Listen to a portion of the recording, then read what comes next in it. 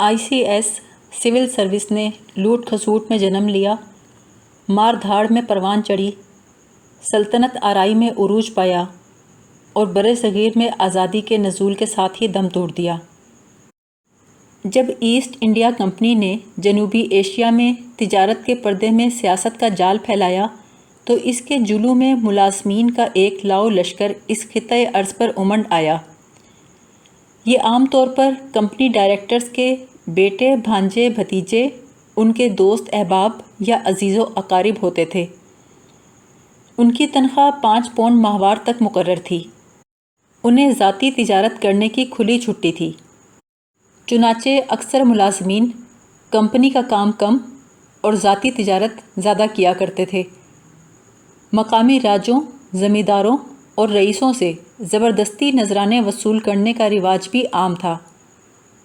اس طرح وہ چند سال میں لاکھوں روپے سمیٹ کر انگلستان چلے جاتے تھے۔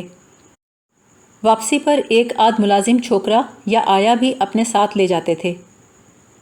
جب وہ انگلینڈ کے مضافات میں بیش قیمت جائیداد خرید کر ٹھاٹھ جماتے تو وہاں کی سوسائٹی میں نواب کہلاتے تھے۔ مال و دولت سمیٹنے کا یہ نیا راستہ دیکھ کر دوسرے انگریزوں کی رال بھی ٹپکنے لگی۔ اب لندن میں ڈائریکٹرز کی بر آئی۔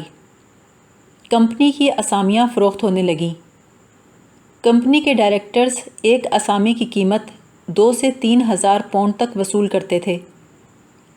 اسامی سفارش سے ملی ہو یا قیمت دے کر، ملازمین کا واحد مقصد یہ تھا کہ وہ کم سے کم عرصے میں زیادہ سے زیادہ دولت سمیٹیں اور وطن واپس آ کر عیش و آرام کی زندگی بسر کریں۔ جب کوئی نیا ملازم ہندوستان پہنچتا تو یہاں کا بنیا اسے ہاتھوں ہاتھ لیتا۔ یہ بنیا ہی تھا جو انگریزوں کو سمگلنگ کے کاروبار کے نئے راستے نکال کر دیتا، گھر کے فرنیچر کے لیے آرائش و زیبائش کا سامان لاتا، باورچی خانے کی روزمرہ ضرورت اس کے دم قدم سے پوری ہوتی، گھریلو ملازمین کا چناؤ اس کے مشورے سے ہوتا، نذرانہ وصول کرنے کے لیے موٹی اسامیوں کی نشاندہی وہی کرتا، اور فرنگی آقاؤں کی جنسی ضروریات پر بڑے رکھ رکھاؤ سے اپنی نظر التفات مرکوز رکھتا۔ ابتدا میں انگریزوں اور ہندوؤں کا گٹھ جوڑ تجارتی لین دین سے شروع ہوا۔ رفتہ رفتہ اس نے خیر سگالی کے ہر شعبے کو لپیٹ میں لے لیا۔ دونوں کے درمیان قدر مشترک یہ تھی کہ دونوں مسلمانوں کو اپنا دشمن تصور کرتے تھے۔ یہ محض اتفاق نہ تھا کہ جب انگریزوں نے بر صغیر پر تسلط جمانے کا آغاز کیا تو تجارتی بنیا اس کا دست راست بنا، اور انگریزوں سے آزادی حاصل کرنے کے بعد ایک انگریز کو ہی برضا و رغبت بھارت کا پہلا گورنر جنرل بھی تسلیم کر لیا۔ بنیا سیاست کی یہ کامیابی چانکیہ کے فلسفے کے عین مطابق ہے، جس میں راجنیتی کے کاروبار میں جھوٹ اور فریب واجب ہے اور ضرورت کے وقت گدھے کو باپ بنانے میں کوئی حرج نہیں۔ پہلے ان دونوں کا نصب العین مسلمانوں کے اقتدار کو پامال کرنا تھا۔ آزادی کے بعد دونوں کا مقصد نئی ابھرتی ہوئی اسلامی مملکت کو درہم برہم کرنا بن گیا۔ کلکتہ میں چند منچلوں نے مل کر بنیوں کی ایک کمپنی کھول لی۔ اس کا نام تھا 4 یار۔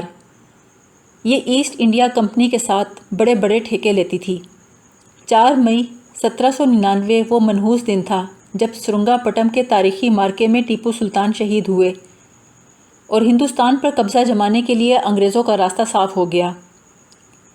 اس فتح کی خوشی میں لارڈ کارنوالیس نے کلکتہ میں ایک شاندار محفل رقص و سرود منعقد کرنے کا اہتمام کیا، جس کا سارا انتظام 4 یار کے بنیوں نے کیا۔ ہال میں جگہ جگہ دشمن سے چھینے ہوئے سامان حرب کی نمائش لگائی گئی۔ دیواروں پر معرکہ سرنگا پٹم کے مختلف مناظر کی قد آدم تصویریں لگائی گئیں۔ ستونوں پر خوبصورت ریشم کے رنگین تھان منڈے گئے۔ چھت سے رنگین سلک کی چادروں کو شامیانوں کی صورت میں آویزاں کیا گیا۔ انگریزوں کی جس رجمنٹ نے سرنگا پٹم کی جنگ میں حصہ لیا تھا، ان کے جھنڈے ہال کے وسط میں لہرائے گئے۔ ان کے عین نیچے سلطان ٹیپو شہید کے جھنڈوں کو الٹا لٹکایا گیا۔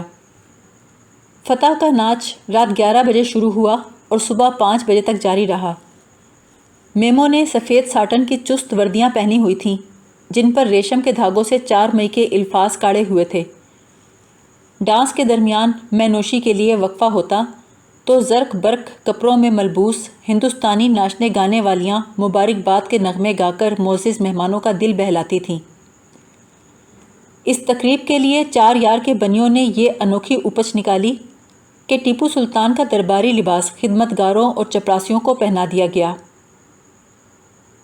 بنیوں کی سرپرستی سے انگریز ملازموں کی 5 انگلیاں گھی میں اور سر کڑاہی میں رہتا تھا۔ صبح 7 بجے انگریز صاحب بہادر کی آنکھ کھلتی تو سب سے پہلے حمال دبے پاؤں کمرے میں داخل ہو کر کھڑکیاں دروازے کھولتا، ایک مسالچی بستر پر تنی ہوئی مچھردانی سمیٹتا، ایک بیرا چھوٹا حاضری کی چائے پیش کرتا، دوسری جانب سے حجام لپک کر صاحب کے سر کے نیچے 2-3 تکیے رکھ کر لیٹے ہی لیٹے اس کی شیو بنا دیتا، چلمچی اور آفتابہ لا کر بستر پر ہی اس کا منہ دھلایا جاتا۔ جب وہ بریک فاسٹ کے لیے بیٹھتا تو حجام کرسی کے پیچھے کھڑا ہو کر اس کے سر کی مالش کرتا، بال بناتا، وگ جماتا، ہاتھ پاؤں کی انگلیاں چٹکاتا۔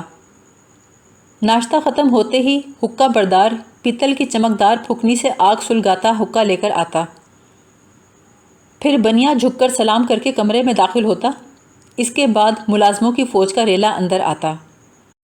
خانسامہ، بیرا، حمال، بہشتی، کتے والا، پنکھے والا، دھوبی، درزی، دفتر کے منشی اور چپڑاسی سب پیش ہوتے، باری باری سلام کر کے دن بھر کی ضروریات پیش کرتے۔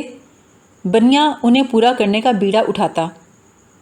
10 بجے صاحب گھوڑے، پالکی یا فٹن پر سوار ہوتے، ان کے سر پر چھاتا کھلتا، آگے پیچھے 10-15 چوکیدار اور چپڑاسیوں کا جلوس چلتا جو خوبصورت اور رنگین وردیوں میں ملبوس ہوتے۔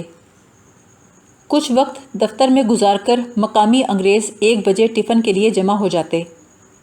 لنچ میں 15 سے 18 کھانے کے کورس اور 4-5 قسم کی شرابیں ہوتیں۔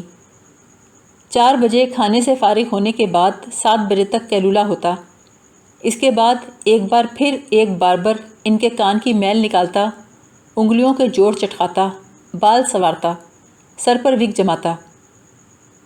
8 بجے صاحب لوگ ہوا خوری کے لیے نکلتے اور 10 بجے ڈنر کے لیے بیٹھ جاتے۔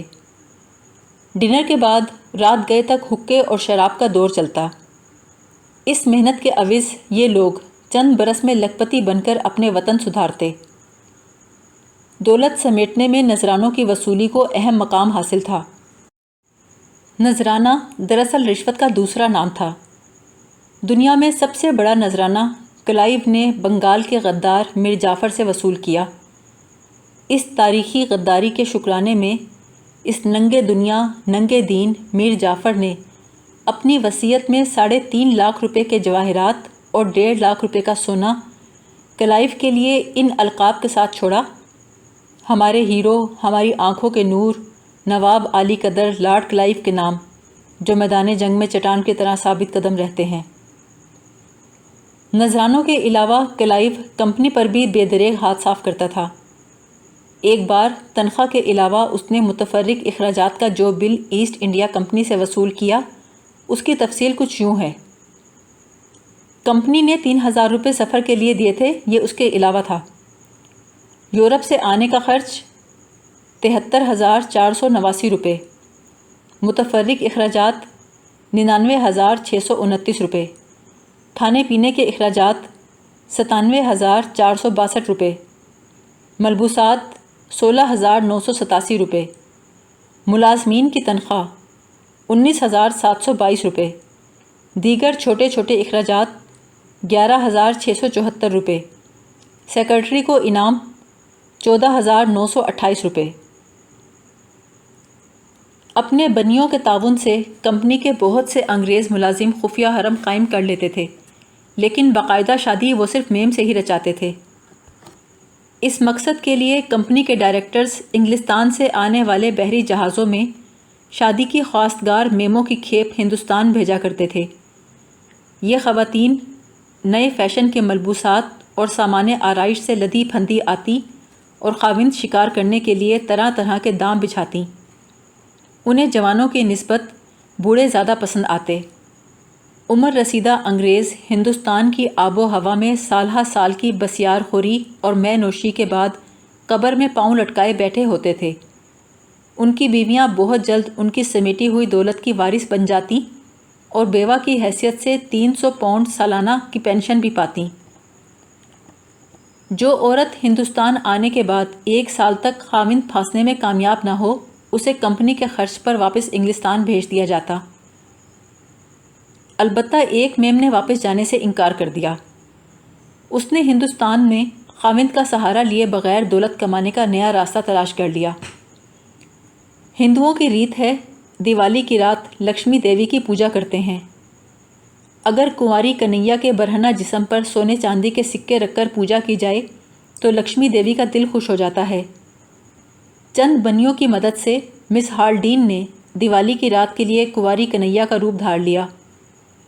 دولت کے پجاری اس کے عریاں بدن کو روپوں اور اشرفیوں سے سجاتے تھے، پھر ساری رات اس کے قدموں میں بیٹھ کر اپنے قلب و نظر کو گرماتے تھے۔ رفتہ رفتہ مس ہالڈین ہلدی دیوی کہلانے لگی۔ دھن کی موج ہلدی دیوی، من کی موج ہلدی دیوی کی پھپتیوں کے ساتھ اس کا چرچا دور دور تک پھیل گیا۔ پوجا کے لیے اس کی مانگ اتنی بڑھ گئی کہ ہر رات دیوالی کی رات بننے لگی۔ کمپنی کے ملازمین ایک سفید فام عورت کی ان حرکات پر بڑے چراغ پا تھے۔ انہوں نے مس ہالڈین کو زبردستی انگلستان واپس بھجوا دیا۔ اس نے عدالت میں بڑے ہاتھ پاؤں مارے، لیکن واپسی کے لیے کہیں سنوائی نہ ہوئی۔ ایسٹ انڈیا کمپنی کی عدالتیں مقدموں کا فیصلہ انصاف سے نہیں، مصلحت سے کرتی تھیں۔ کمپنی کے عدالتی نظام میں کسی گورے کے ہاتھوں کالے کا قتل بڑا جرم نہ تھا۔ اکثر بنگلوں اور دفتروں کے پنکھا کلی قتل ہوا کرتے تھے۔ بعض اوقات وہ پنکھے کی رسی پاؤں کے انگوٹھے سے باندھ کر فرش پر لیٹ جاتے۔ اگر انہیں اونگ آ بھی جاتی تو ان کی ٹانگ متواتر چلتی رہتی اور پنکھا چلتا رہتا۔ اگر شومی قسمت سے پنکھا بند ہو جاتا تو نیند اور شراب کے خمار میں گرمی سے بکھلایا ہوا صاحب ہڑبڑا کر اٹھتا اور سوئے ہوئے کلی کے پیٹ میں زور سے ٹھوکر مار کر اسے بیدار کرتا۔ کبھی کبھی اس کی ٹھوکر سے کلی کی تلی پھٹ جاتی اور وہ وہیں لیٹے لیٹے دم توڑ دیتا۔ اس جرم کی پاداش میں صاحب کو کبھی 1 روپیہ جرمانہ ہوتا، کبھی محض وارننگ ملتی اور کبھی بالکل باعزت بری۔ ہندوستانیوں کو سب سے کڑی سزا چوری کے جرم پر ملتی تھی۔ چور مرد ہو یا عورت، عام طور پر انہیں چوراہے میں برسر عام ہر روز 39 کوڑے اس وقت تک لگائے جاتے جب تک وہ چوری کا مال واپس نہ کر دیں۔ تپے ہوئے لوہے سے چہرہ، ہاتھ اور ٹخنے داغنا بھی ایک عام سزا تھی۔ کچھ قیدیوں کو ہفتے میں 1 یا 2 بار کاٹ مارا جاتا تھا۔ لکڑی کے شکنجے میں کس کر کسی کی نمائش کرنے میں جسمانی تکلیف کی نسبت تذلیل کا عنصر نمایاں ہوتا تھا۔ اکثر مقامات پر ہندوستانیوں کے لیے انگریزوں کے سامنے کسی سواری پر بیٹھنا ممنوع تھا اور بارش یا دھوپ میں چھاتا کھول کر چلنے کی ممانعت تھی۔ کوئی 200 برس تک ایسی منمانی کارروائیوں سے کمپنی بہادر نے ایک ہاتھ سے لوٹ مار کا بازار گرم رکھا اور دوسرے ہاتھ سے ملک گیری کی مہم ایسی کامیابی سے چلائی کہ 1853 میں اس کا تجارتی کاروبار بند ہو گیا اور برصغیر پر انگریزوں کی باقاعدہ حکمرانی کا دور شروع ہو گیا۔ نئے سامراجی تقاضوں کے پیش نظر ICS کی داغ بیل ڈالی گئی اور لارڈ مکالے کی قیادت میں اس سروس کو باضابطہ طور پر منظم کیا گیا۔ اس میں داخلہ صرف مقابلے کے امتحان کے ذریعے ہونے لگا۔ ICS کا پہلا امتحان لندن میں 1855 میں منعقد ہوا۔ 1964 میں پہلا ہندوستانی اس امتحان میں کامیاب ہوا۔ 1971 میں ان کی تعداد 4 ہو گئی۔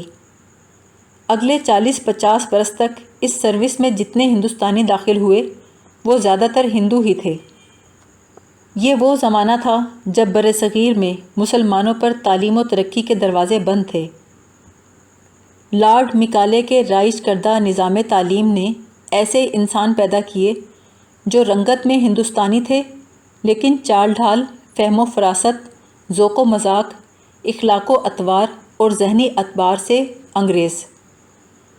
اس پالیسی کے تحت جب فارسی کی جگہ انگریزی کو سرکاری زبان بنایا گیا تو بر صغیر کے ہزاروں مسلمان علماء اور فضلاء غیر تعلیم یافتہ قرار دے دیے گئے۔ اس فیصلے کا ہندوؤں نے بڑی گرم جوشی سے خیر مقدم کیا، صرف اس لیے نہیں کہ انہیں فارسی سے چڑ تھی، بلکہ اس لیے کہ اس زبان کا رابطہ مسلمانوں سے تھا۔